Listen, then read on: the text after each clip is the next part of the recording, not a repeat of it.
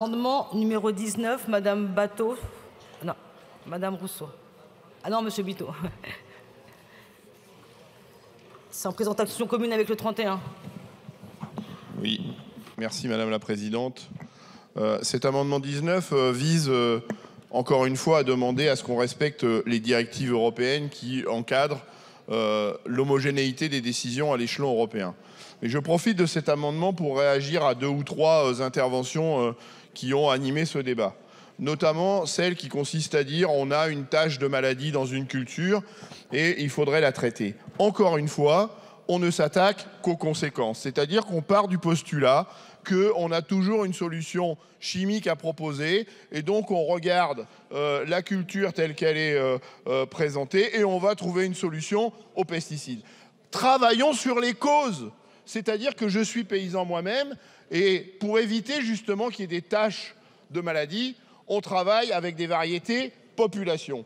La définition d'une variété population, c'est que tous les individus, c'est un peu comme dans cette assemblée, tous les individus sont différents. Dieu merci d'ailleurs, parce qu'il y a certains individus auxquels je ne voudrais pas ressembler, mais tous les individus sont différents. Et c'est précisément parce qu'il y a des différences individu par individu qu'on arrive à juguler l'extension de maladies. Et donc, attaquons-nous aux causes plutôt que de partir du postulat qu'on aura toujours une solution pour traiter les conséquences. Et excusez-moi de vous dire également que je suis sidéré par des interventions plutôt de ce côté-là qui veulent utiliser des traitements sur des plans d'eau. Quand on parle de rizières, on est en train de traiter des plans d'eau. Et on est en train de s'alarmer un peu partout, en France et en Europe, de pollution parfaitement insolite sur l'eau qu'on boit tous les jours, et on voudrait libérer des solutions pour traiter des plans d'eau. Eh bien, encore une fois, il y a des solutions, il y a des riziculteurs qui utilisent des canards, par exemple, qui permettent, et des poissons d'ailleurs, qui permettent de juguler les parasites dans les rizières. Merci, Monsieur le député. Est-ce qu'on considère que vous avez également défendu l'amendement 31 ? Bon, je vous remercie. Monsieur le rapporteur. Merci Madame la Présidente. Sur ces amendements, dont 19 et 31, peut-être préciser qu'ils touchent à l'alinéa 3 de la proposition de loi, donc qui sont hors champ du dur, je dirais, de ce que nous proposons ici. Mais malgré tout, il faut évidemment en discuter. La question n'est pas là. Donc vous souhaitez ici ajouter une référence, c'est vrai, à l'article 9 de la directive Sud donc de 2009. Pardon. Et donc, c'est à partir de cette directive qu'on a créé donc, le régime dérogatoire français. Vous remarquerez que la proposition de loi que nous écrivons ici, elle ne touche pas la rédaction du droit en vigueur sur ce point. Et d'ailleurs, je pense que c'est relativement clair et assez robuste d'un point de vue juridique. Et donc, je ne pense pas qu'il soit nécessaire de prévoir dans la loi qu'un arrêté devra être conforme à une directive, puisque dans l'ordre juridique, c'est déjà prévu. Donc, l'ordre juridique nous l'impose. Et donc, en fait, ici, on a... moi, je vous proposerais plutôt de retirer cet amendement parce qu'il touche ces amendements, ils touchent à des points qui sont déjà dans le droit actuel et qui n'ont jamais posé de problème. D'ailleurs, dans le droit actuel sur lequel nous avons donc écrit les choses en France, eh bien, il n'y a jamais eu... la Commission européenne ne nous a jamais pointé du doigt qu'il y avait une difficulté avec la manière dont c'était écrit. Donc ça posait problème donc, par rapport à cette directive Sud. Donc en fait, ça découle de la directive. Donc ce n'est pas la peine de le rajouter ici. Je pense sincèrement que d'une certaine manière, c'est satisfait. Donc je vous en demande de le retrait, sinon ce sera un avis défavorable. Mais je pense que là, ça rendrait objectivement la loi un peu trop bavarde puisque c'est déjà prévu, puisque l'alinéa 3 découle de cette directive. Merci, Madame la Ministre. Merci Madame la Présidente. Tout à fait d'accord avec l'avis de Monsieur le rapporteur. Il est évident que c'est une obligation qui est satisfaite au titre de la transposition de la directive qui est applicable dans notre droit français et respectée. On ne peut méconnaître le droit européen. Les arrêtés interministériels qui ont autorisé ces applications respectaient naturellement les conditions de la directive. Donc, Madame la députée, je vous propose de retirer cet amendement puisqu'il est déjà satisfait. Sinon, ce sera un avis défavorable. Merci, Madame la Ministre. Madame la députée. Eh bien, Madame la Ministre, Monsieur le rapporteur, ce que vous affirmez est faux. puisqu'il y a eu plusieurs décisions du Conseil d'État invalidant un certain nombre d'écritures dans les arrêtés ministériels sur ces sujets. Et donc, si nous demandons notamment, si nous proposons l'amendement 31, c'est parce qu'il est nécessaire, et qu'il est nécessaire que les ministres qui prennent des arrêtés pour autoriser l'épandage aérien, là, je le précise pour tous les collègues, on est dans le cadre de tous les produits phyto, là, on n'est pas sur la suite des alinéas, sur les produits de biocontrôle, etc. On est sur tous les produits chimiques de synthèse, dont des substances dangereuses. Il y a une directive européenne, il y a eu des arrêtés ministériels dans le passé qui ont autorisé l'épandage aérien sans respecter la directive européenne et qui ont été partiellement en tout cas censuré par le Conseil d'État. Nous demandons que la référence explicite à la directive européenne soit dans cet alinéa. Je vous remercie, Madame la députée. Nous allons donc mettre aux voix ces deux amendements avec un avis défavorable du rapporteur et du gouvernement. L'amendement 19, qui est pour? Qui est contre? Il n'est pas adopté. L'amendement 31, même avis défavorable pour la rapporteure et défavorable pour le gouvernement. Qui est pour? Qui est contre? Il n'est pas adopté. L'amendement numéro 10, Madame Thomas. Merci Madame la Présidente. Monsieur le rapporteur, quand je regarde votre proposition de loi, je me dis que c'est une proposition de loi un peu pressée en un article. Tout à l'heure, dans le débat, nous avons entendu que le but, la finalité de cette proposition de loi, c'est de basculer de l'expérimentation à la généralisation. Et tout à l'heure, en vitrine, vous nous avez parlé de filières très spécifiques, les bananeraies, la vigne, certaines filières arboricoles en grande difficulté. Et puis, il est question, dans cet article 1, de basculer assez rapidement sur l'usage pour tout type de culture ou tout type de parcelle. Et c'est bien là la difficulté de votre proposition, c'est qu'on mélange tout. Et dans mon amendement, je me pose une question, sans doute très pragmatique, qui est celle de la conformité du matériel. Alors qu'on s'apprête à généraliser l'usage des drones, à les utiliser sur tout type de parcelles, tout type de culture, quel matériel allons-nous utiliser? Est-ce que ce sera un matériel conforme, homologué? Est-ce qu'il sera en mesure d'effectuer un traitement optimal?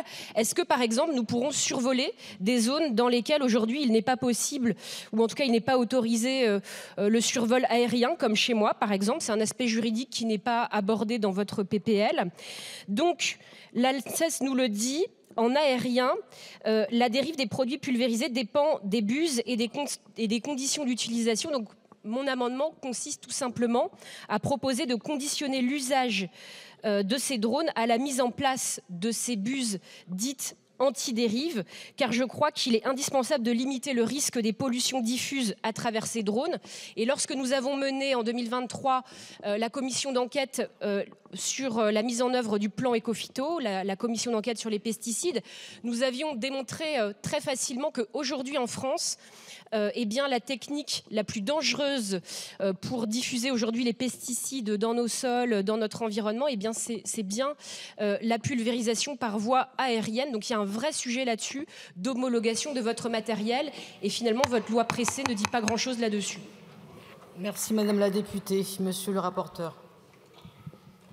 Merci Madame la Présidente. Alors, peut-être rappeler rapidement que la proposition de loi dont vous trouvez qu'elle a une manière de faire qui n'est peut-être pas celle que vous préférez, vous souhaiteriez, il y a à la fois une démarche scientifique, en tout cas c'est mon intime conviction, moi, voilà, et à la fois une démarche scientifique et politique. Et je rappelle, déformons pas mes propos, que j'ai jamais dit qu'il fallait aller vite dans le sens qu'il fallait faire tout et n'importe quoi. C'est pas ça que j'ai dit. J'ai dit, on pérennise là où on a déjà expérimenté, on a eu un cadre expérimental avec l'ANSES, et on aura un cadre expérimental des essais. Et oui, on ne va pas a priori décider que certaines cultures ou certains contextes, on va les exclure de la partie essai.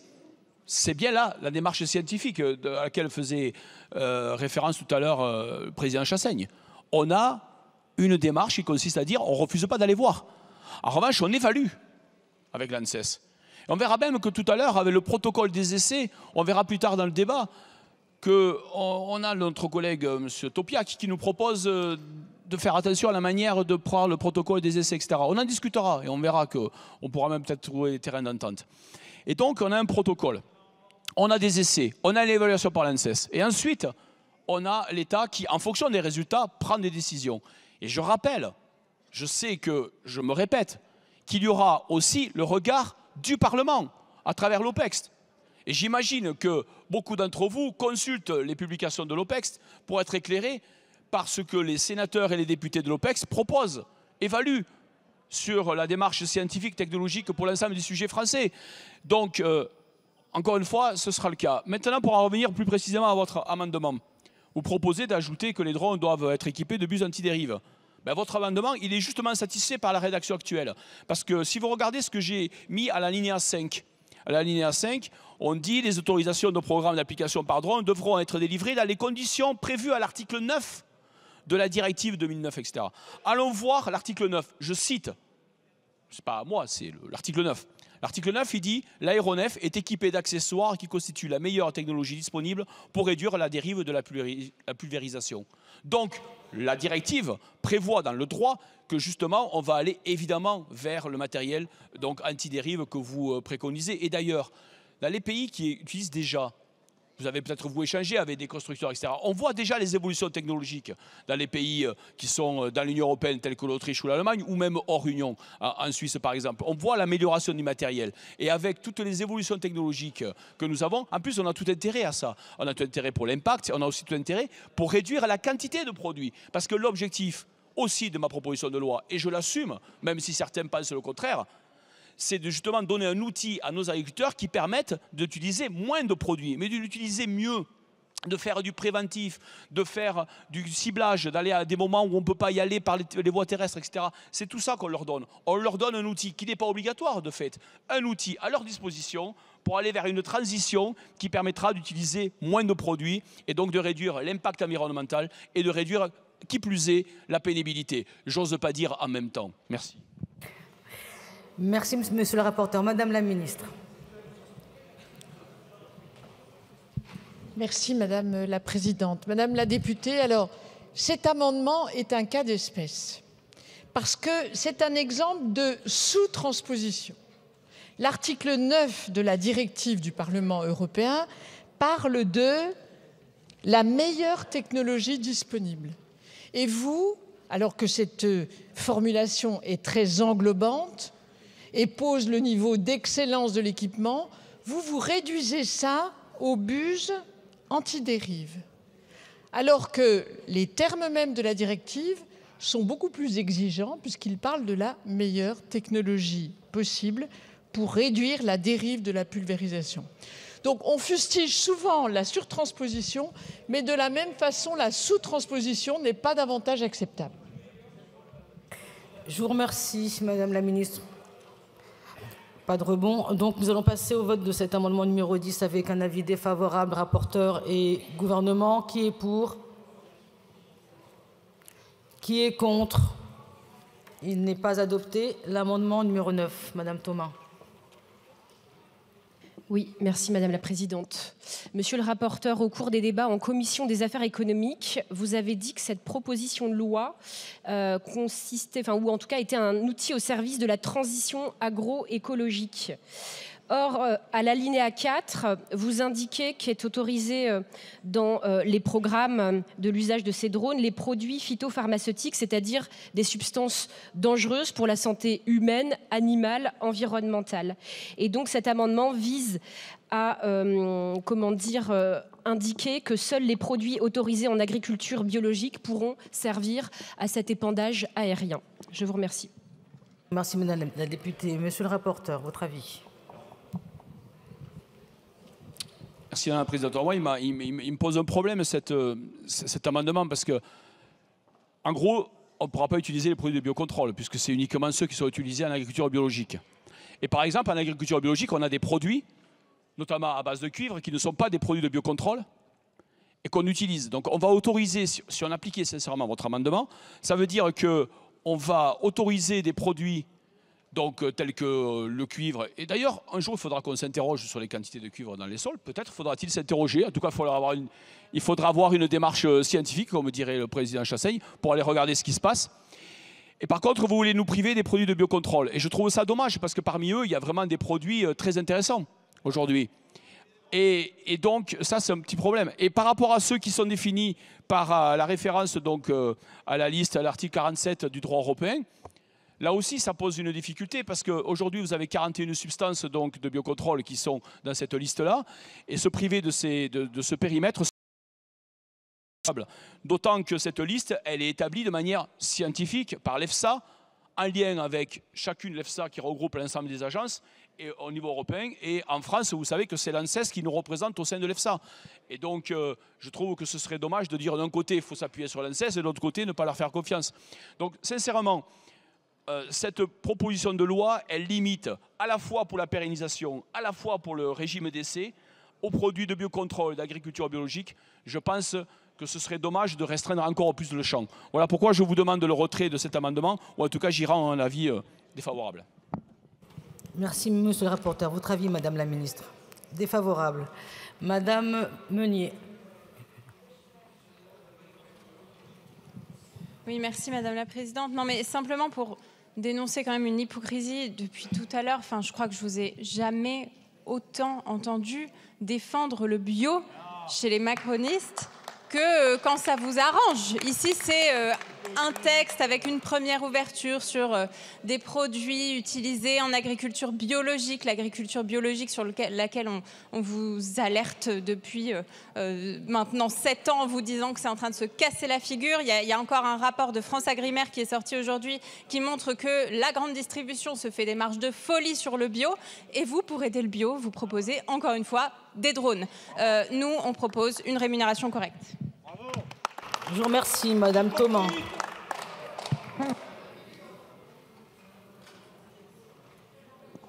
Merci Madame la Présidente. Oui, je voulais juste rebondir à ce qu'a dit Monsieur le rapporteur. Donc, parce que vous êtes en train de démontrer, c'est-à-dire le panel des produits qui seront autorisés à l'usage pour ces traitements par épandage aérien, ça n'a plus rien d'outil au service de la transition agroécologique. Au vu de l'ampleur de ce que vous envisagez, je crois qu'on n'y est pas du tout. Et donc, cette loi, c'est véritablement une loi de vitrine, sous couvert d'aller aider des petites filières en difficulté sur des terrains pentus et donc avec des produits qui étaient censés être spécifiques. Là, on se retrouve avec une autorisation bien plus large, bien plus vaste. Et donc, le but à terme, c'est tout simplement de généraliser l'usage des drones dans toutes les parcelles, dans tous les types de cultures, comme on l'a compris tout à l'heure. Merci, madame la députée. Madame la ministre. Merci madame la présidente.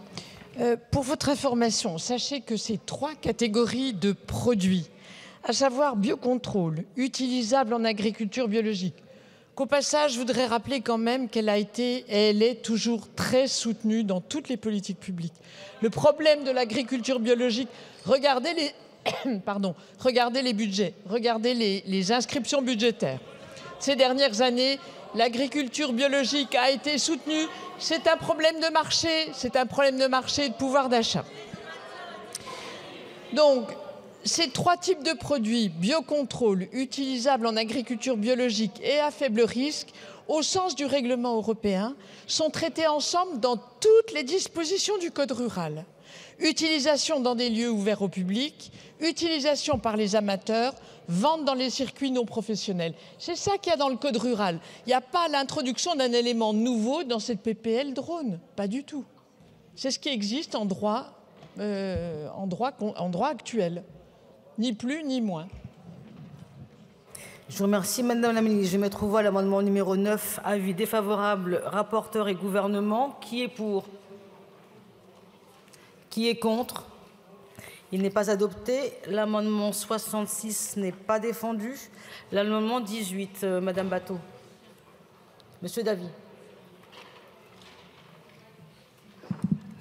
Alors, c'est dommage que l'amendement 66 ne soit pas défendu parce qu'en fait, c'était l'amendement qui prévoyait finalement d'utiliser les drones pour utiliser de l'épandage avec d'autres produits phytosanitaires que le biocontrôle.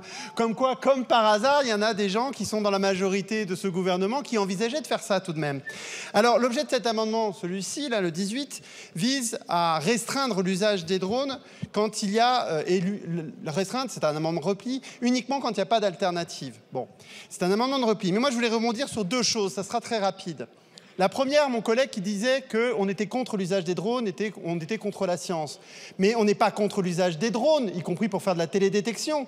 On est contre l'usage des drones pour épandre des produits phytosanitaires. C'est quand même facile à comprendre, parce que l'épandage aérien, c'est un problème.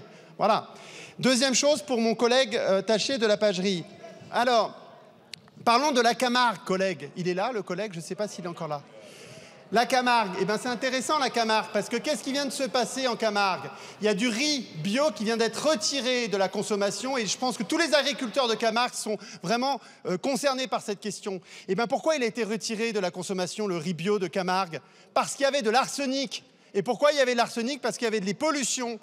Et des pollutions qui viennent du Rhône. Alors, bien sûr, ce n'est pas lié à ce qu'on discute là, mais on voit bien que la question de la pollution du Rhône à l'arsenic, eh ben, c'est bien plus préoccupant pour les agriculteurs de Camargue que de savoir comment on va traiter tel type de choses par drone. Drones, à mon avis, qu'ils n'auront même pas les moyens de se payer. Je vous remercie, monsieur le député. Monsieur le rapporteur, votre avis? Merci Madame la Présidente, pardon. Chers collègues, déjà, je voulais simplement vous dire pour la transparence de nos débats que si l'amendement précédent avait été défendu, je lui aurais donné, et j'aurais expliqué pourquoi, un avis défavorable. Donc voilà, ça après, évidemment, vous en ferez ce que vous voudrez. Pour celui-ci, je vais malheureusement donner aussi un avis défavorable, mais j'expliquais pourquoi.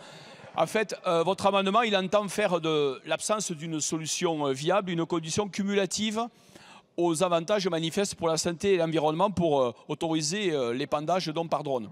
En fait, vous proposez ici une surtransposition du droit européen, puisque le droit européen, tel que nous l'avons donc transcrit dans le droit français, il laisse deux possibilités pour les épandages aériens, à savoir les solutions, donc quand il n'y a pas d'autre solution d'un point de vue alternative donc viable, et Madame la Ministre l'évoquait tout à l'heure avec la question de certaines intempéries, et ensuite l'autre possibilité, c'est quand il y a des avantages manifestes pour la santé et l'environnement.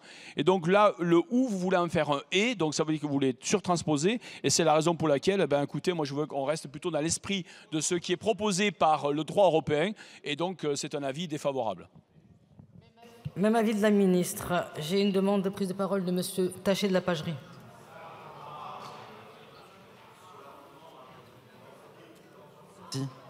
Ah, ça y est. merci. Sur l'amendement, bien évidemment, Madame la Présidente, je vous remercie.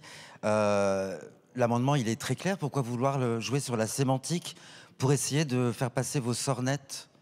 Je ne comprends pas bien la posture du NFP. Monsieur le député de Marseille, vous me parlez de mon territoire que je connais par cœur. L'arsenic, il est présent à l'état naturel dans tous les sols de France, de Navarre et de nos dom-tom. De quoi me parlez-vous? Vous n'y connaissez? La vérité, c'est que vous êtes encore une fois sur des postures. Vous n'y connaissez absolument rien à nos terroirs, à nos territoires. Vous voulez nous priver de compétitivité, voire d'excellence vis-à-vis de nos voisins européens. Mais je vous attends le taux d'arsenic qui est à l'état naturel dans tous les sols de France. Je vous le répète. Merci, monsieur Davy. Le ciel est bleu toujours aussi. Chers collègues, l'arsenic, c'est naturel, mais c'est dangereux, hein, je vous jure, faites attention quand même. Il y a des choses qui sont naturelles, qui sont dangereuses. Qu'est-ce qui s'est passé avec l'arsenic? Non, mais c'est un cas très intéressant. Qu'est-ce qui s'est passé avec l'arsenic? En réalité, il y a trop d'arsenic dans le Rhône à cause des pollutions qui viennent, des pollutions chimiques, etc. Et du coup, l'arsenic se concentre et comme le riz est irrigué, on retrouve de l'arsenic à trop de doses dans votre riz. Bon, c'est pas votre faute, voilà, mais comprenez bien que si vous voulez sauver l'agriculture, y compris le riz en Camargue, la question écologique et la question de comment on gère les pollutions est importante. Et c'est pas totalement déconnecté de ce qu'on discute, parce que l'épandage aérien, si on fait de l'épandage massif aérien de plein de produits, on va se retrouver avec ce type de solutions et de problèmes. Voilà. Merci. Nous allons passer au vote de l'amendement numéro 18 avec un avis défavorable, rapporteur gouvernement. Qui est pour? Qui est contre? Il n'est pas adopté. L'amendement numéro 32, Monsieur Bittot.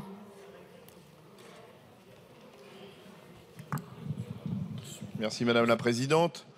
Un amendement qui finalement revient à la démonstration de notre ami André Chassaigne tout à l'heure, qui expliquait un peu plus de rigueur scientifique. C'est-à-dire qu'on ne convoque pas l'avis de l'ANSES en essayant d'orienter l'avis en disant qu'il y a des avantages.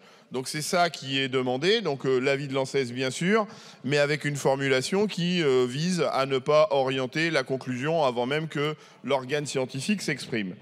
Je voulais en profiter pour revenir sur une volonté de l'utilisation de ces drones de réduction de dose.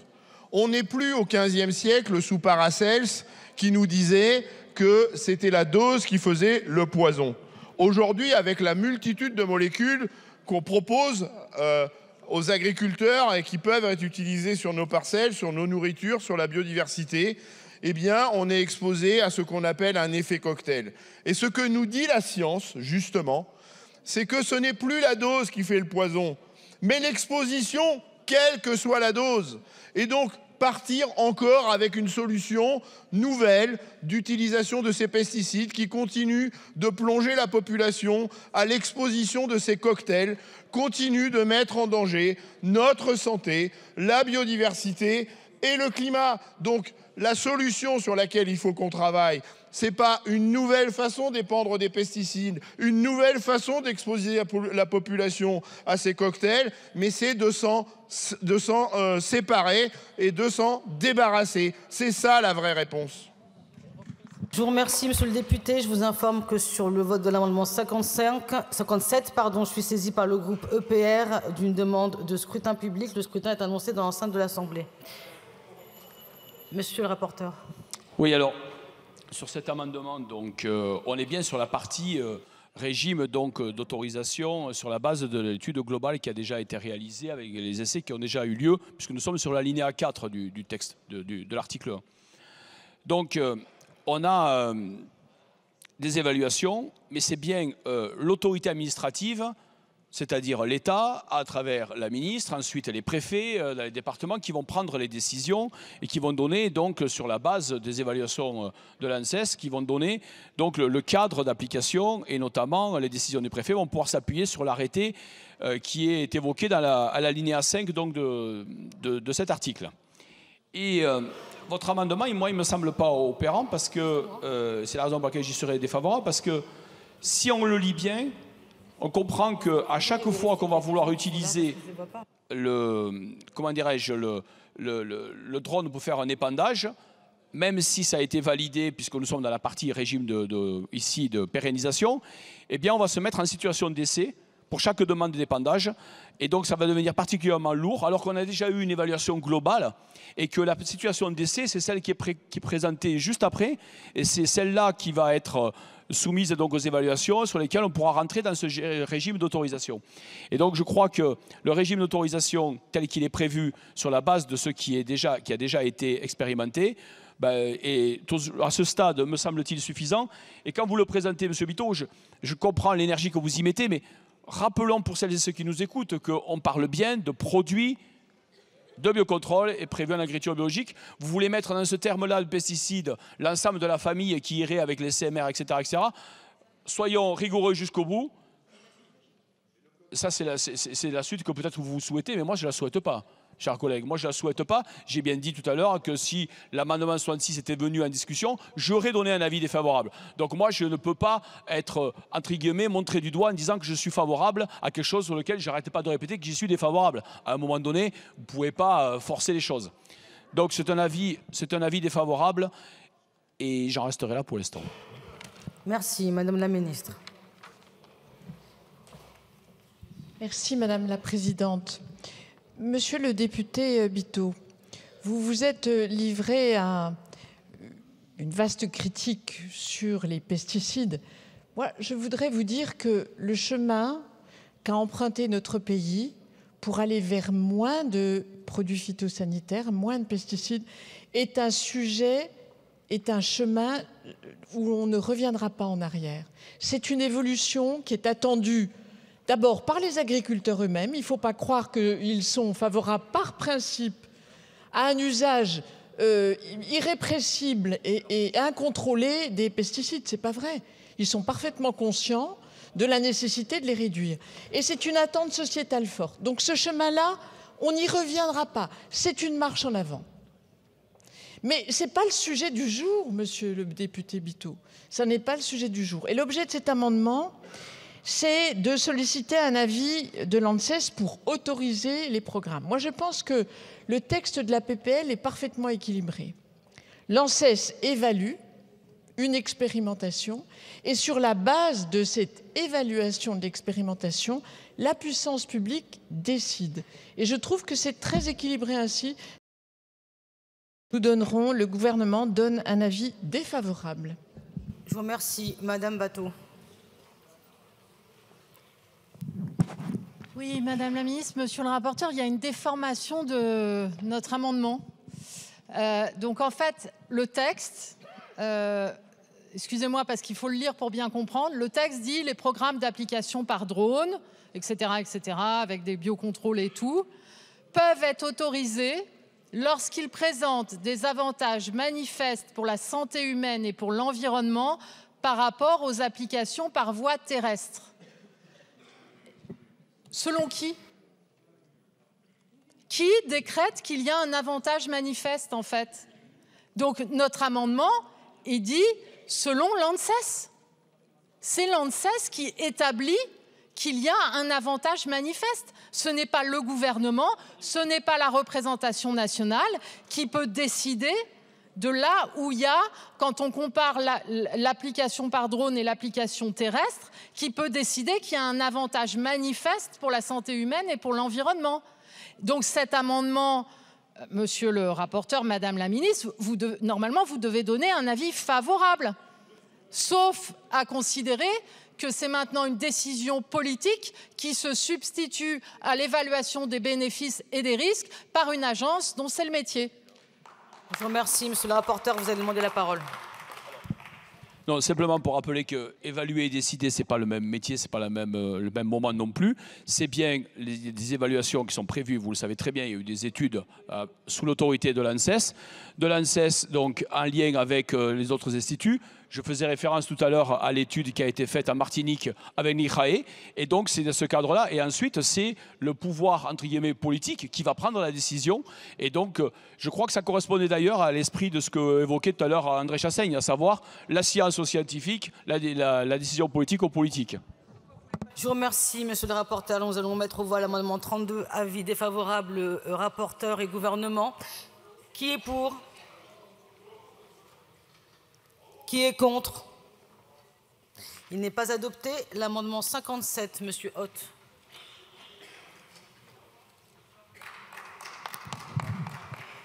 Madame la Présidente, je propose avec cet amendement un dispositif d'autorisation qui s'applique aux parcelles comportant non pas une pente %, c'est ce qu'a livré comme texte celui qui est le débat de la commission, mais une pente égale ou supérieure à 20%. Alors ce débat entre 20% de pente ou 30% de pente, il se justifie parce que le seuil de 20% correspond à un niveau de déclivité qui présente des risques sérieux, des risques graves pour l'utilisation d'engins agricoles terrestres comme les tracteurs étroits ou les chenillards qui sont utilisés avec les pulvérisateurs terrestres. Que c'est que ces 20%? Puisqu'on doit parler avec l'éclairage scientifique, commençons par une observation simple, une observation de terrain. Les rampes d'escalier qui permettent d'accéder à la tribune, tout comme celles qui permettent d'accéder à votre position, Madame la Présidente, n'ont pas tout à fait la pente de 20%. À partir de 20%, c'est dangereux, c'est évident, c'est dangereux. Et à partir de 30%, on doit abandonner le chenillard ou le tracteur et passer au pulvérisateur manuel. Ce que je vous propose, c'est tout simplement une adaptation de ce texte pour être en faveur de la sécurité des travailleurs agricoles. Merci, monsieur le député. Monsieur le rapporteur. Merci, Madame la Présidente. Je vais faire très vite. Monsieur Roth, c'est très bien, le député Roth, c'est très bien que je suis parfaitement d'accord avec lui, puisque c'était l'esprit de ce que j'avais écrit initialement dans la proposition de loi et qui a été donc qui a été un petit peu, comment dirais-je, amendé donc du coup en commission. Et je pense que la démonstration a été faite, qu'il y a la problématique de la dangerosité et il y a aussi peut-être la problématique de la simplicité de mise en œuvre dans nos territoires qui sont dans des coteaux où entre le 20, le 30, etc., ça va être un petit peu complexe donc de limiter à 30. Et voilà pourquoi on s'est aperçu, y compris en discutant avec la profession, qu'aller jusqu'à 20 permettait de couvrir des surfaces plus importantes et j'allais dire de rendre les choses plus intéressantes sans pour autant dénaturer donc les évaluations qui ont été faites jusque-là. Et donc c'est la raison pour laquelle je suis naturellement favorable à cet amendement de rétablissement, j'allais dire, de l'objectif initial de la proposition de loi. Je vous remercie, Madame la Ministre. Merci, Madame la Présidente. Alors, là où je vous rejoins, Monsieur le député Hoth et Monsieur le rapporteur, c'est que le pourcentage de pente est parfois difficile à appréhender sur le terrain parce que la pente est rarement uniforme. Mais le gouvernement est favorable à n'autoriser par la loi que les situations qui ont été très précisément évaluées durant l'expérimentation. Alors, moi, ce que je vous propose, tout en étant favorable, c'est qu'on pérennise ce qui a été évalué, et on expérimente à 30%, à 20%, pardon. On expérimente à 20%, la pente à 20%. De sorte que, au fond, tout le monde est satisfait. Et ensuite, une fois que l'expérimentation aura été faite sur les pentes à 20%, on pourra étudier l'avis de l'ANSES et éventuellement généraliser. Mais là, la difficulté, c'est que ce qui a été expérimenté, ça n'est pas ce que vous demandez. Je vous remercie, Madame la Ministre. Madame Batho. Oui, contre cet amendement. En commission, en fait, nous avons justement fait valoir, comme vient de le dire la ministre, que l'expérimentation sur des pentes de 20 à 30% n'a jamais eu lieu. Donc, si vous voulez, dans ce texte de loi, non seulement vous faites dire à l'expérimentation qui a eu lieu ce qu'elle ne dit pas, mais en plus, vous décidez de généraliser quelque chose qui n'aurait jamais été expérimenté. Je veux souligner un autre problème qu'il y a dans la rédaction de l'amendement de notre collègue, à part le chiffre de 20%, c'est le changement du mot « présentant », les parcelles présentant une pente 2, par le mot « comportant une pente 2 ». Autrement dit, une parcelle qui aurait, je ne sais pas moi, 3% de pente et puis un bout de talus à 20%, tout d'un coup, comme par magie, rentrerait dans le cadre de la possible utilisation des drones. Donc c'est un motif supplémentaire de s'opposer à cet amendement. Je vous remercie. La parole est à Monsieur Cazeneuve. Oui, merci Madame la Présidente. Écoutez, moi je vais venir en soutien de cet amendement et je voudrais dire à nos collègues écologiques qu'il ne faut pas avoir peur des nouvelles technologies. Il ne faut pas. Non mais c'est quand même insupportable. Quand je vois tout ce qui a été fait, regardez ce qui a été fait grâce à l'évolution des tracteurs, du GPS en particulier, pour limiter les intrants, pour limiter l'utilisation de l'eau, faire en sorte qu'on soit beaucoup plus précis dans le travail des parcelles. Ça, c'est lié à aux nouvelles technologies. Et là, vous avez un texte qui est extrêmement protecteur, franchement. Quand vous regardez le texte, il est très précis sur les produits qui sont autorisés, il est très précis sur le type de parcelles sur lesquelles on peut l'utiliser, sur le type de culture. Et donc, franchement, je ne comprends pas, sauf si, et c'est peut-être ça, derrière vos amendements, vous êtes contre l'agriculture, contre les produits phytosanitaires et contre les nouvelles technologies. Monsieur le député, la parole est à Monsieur Bernard, c'est bien ça? Madame la Présidente. Bien, merci Madame la Présidente. Monsieur Hoth, nous avons dans notre circonscription un point commun, c'est la route des vins d'Alsace. Et en effet, il peut parfois être difficile d'accéder et de traiter certaines parcelles. Et en effet, avec des pentes à plus de 20%, il peut être dangereux et difficile pour la santé de nos viticulteurs et plus largement des agriculteurs partout en France pour traiter ces parcelles. Pour le coup, c'est un amendement de bon sens qui va dans la logique des choses. C'est pourquoi on votera pour. Je vous remercie, Monsieur le député. La parole est à Monsieur Prudhomme. Merci, Madame la Présidente. Oui, très rapidement, Monsieur Hoth, vous nous proposez un amendement qui est basé sur des études de l'IDM, l'Institut du doigt mouillé. Par ailleurs, comme l'a dit la collègue Bateau, déjà, le mot comportant, effectivement, ça ouvre à des surfaces complètement atypiques, mais surtout sur votre base scientifique de l'IDM. Je voudrais savoir, moi, quelles sont les surfaces aujourd'hui concernées par des cultures à 30% et quelle va être l'augmentation de ces mêmes surfaces si on passe sur des surfaces à 20% de pente, même en restant sur le strictement des parcelles à 20% et non pas comportant des parties à 20%.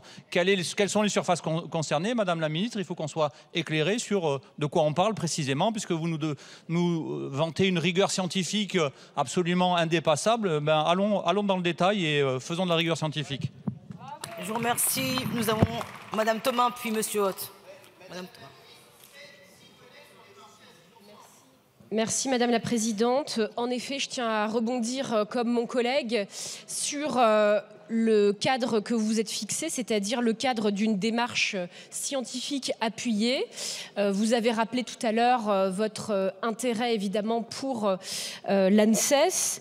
Et donc, ce que j'aimerais savoir, c'est est-ce que, voilà, en fonction de ce qui a été donné par l'ANSES, c'est-à-dire aujourd'hui des études pour des pentes à 30%, on est encore dans le cadre scientifique que vous êtes fixé depuis tout à l'heure et que vous nous répétez à chaque fois que vous prenez la parole pour nous rappeler votre engagement. Donc je trouve curieux quand même qu'il y ait ici, typiquement sur ce type d'amendement, une vision extensive des choses, alors que dans d'autres cadres, on vous sent un petit peu moins ouvert. En tout cas, pareil, j'ai aussi, comme mes collègues, quelques interrogations sur le nombre d'hectares supplémentaires qui seront concernés par ce changement.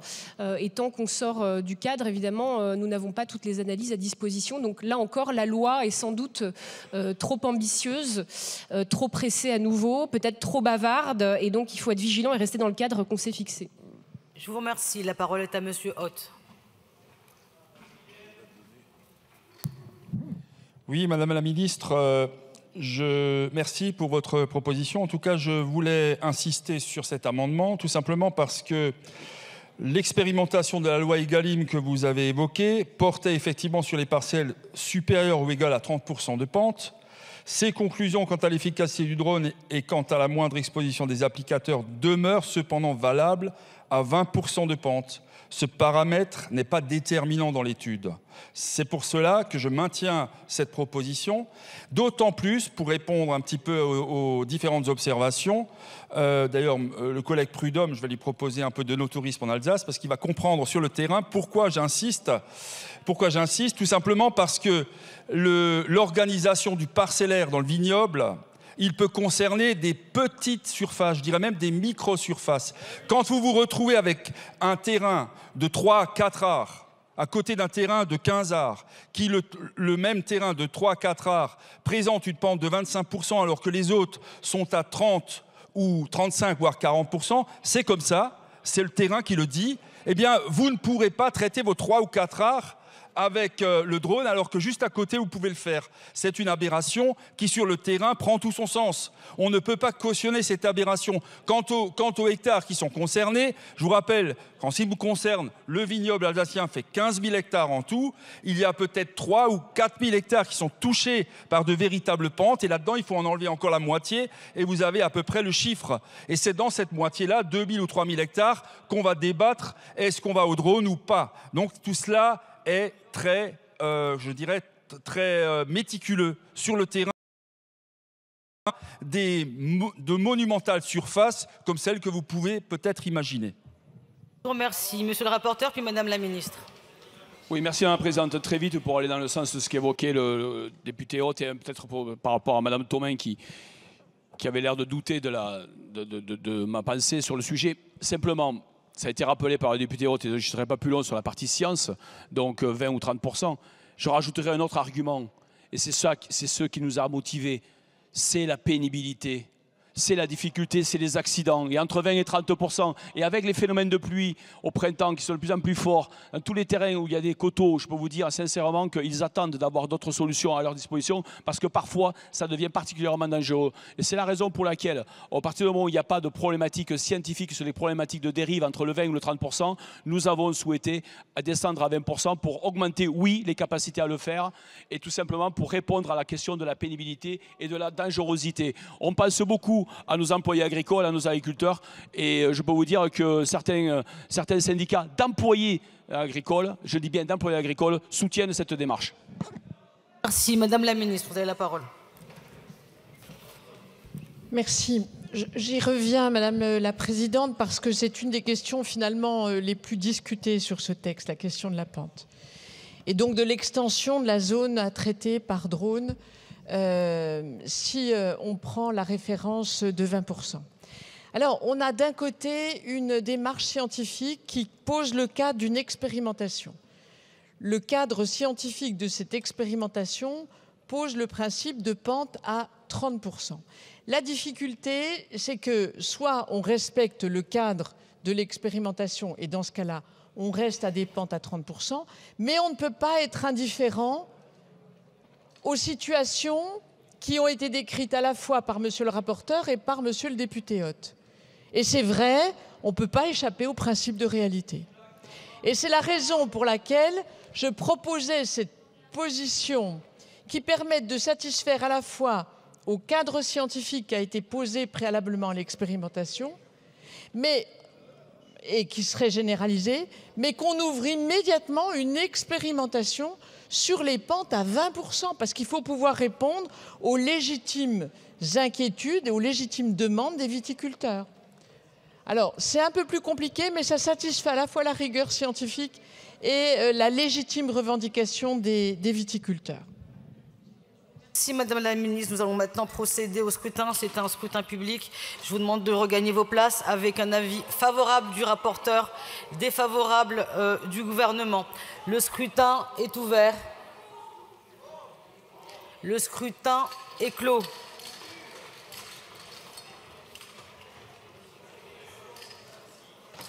Votant 142, exprimé 140, majorité 71 pour 81, contre 59. L'amendement est adopté. L'amendement 67 n'est pas défendu et il tombe. Et il fait tomber le suivant. Oui, et le 74, Madame Bonnet, il est défendu. Donc avis rapporteur et... Ah pardon, excusez-moi, je n'avais pas compris. Ce sera le dernier amendement du coup.